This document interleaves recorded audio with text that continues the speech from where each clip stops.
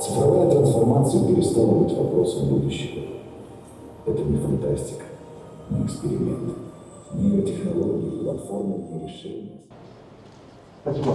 Следующий стенд представляет Кыргызская республика. Докладывает директор ситуационного центра при администрации президента Азат Алибекович Ибраимов.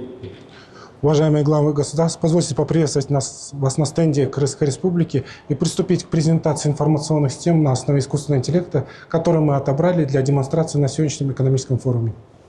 Акцент сегодняшнего демонстрационного стенда мы решили сделать на фискальной части, а именно на доходной части бюджета.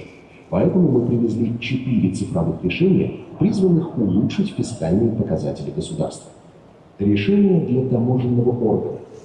Данная информационная система представляет собой цифрового помощника, который работает как с предпринимателем, осуществляющим внешнеэкономическую деятельность, так и с сотрудником таможенного органа, ответственного за подготовку разрешительной документации. Система уже сегодня, обрабатывая заявку, проводит семантический анализ, самостоятельно сопоставляет описание товара с формулировками единого перечня товаров ЕЭ и национального контрольного списка. Решение в сфере закупок.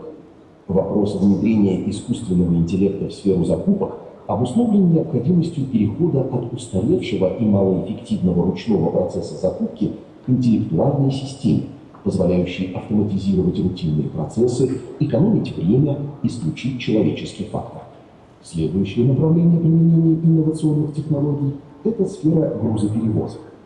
Данное цифровое решение на основе компьютерного зрения уже сегодня применяется на одном из железнодорожных переездов Кыргызской республики и позволяет нам автоматически считывать номера вагонов, формировать списки прибывающих и убывающих составов, вести подсчет вагонов в сцепке при любых климатических условиях в режиме 24/7, повышая точность и скорость учета подвижного состава, снижая риски человеческого фактора и полностью автоматизируя процесс обработки полученных данных.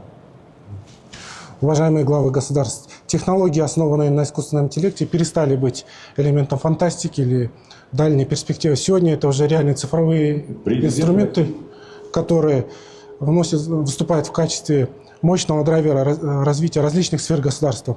Уважаемые главы государств, мы бы хотели наглядно продемонстрировать работу еще одной информационной системы, которую мы разработали специально для налоговых органов Кыргызской республики.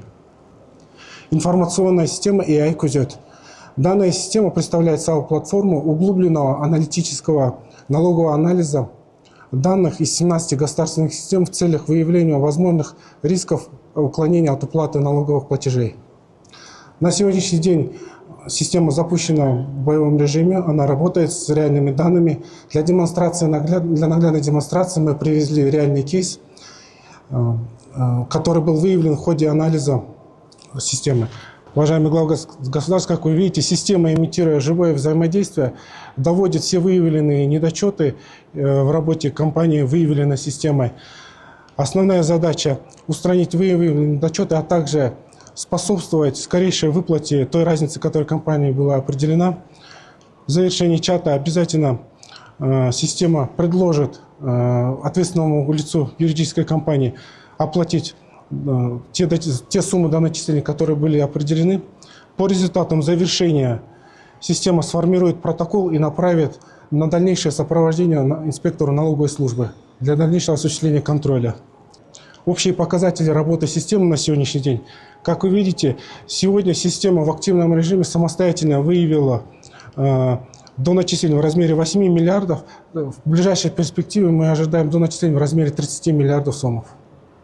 Спасибо большое за внимание. Спасибо. Следующий стенд представляет Российская Федерация. Мы подготовили короткую видеопрезентацию о результатах внедрения искусственного интеллекта в Российской Федерации.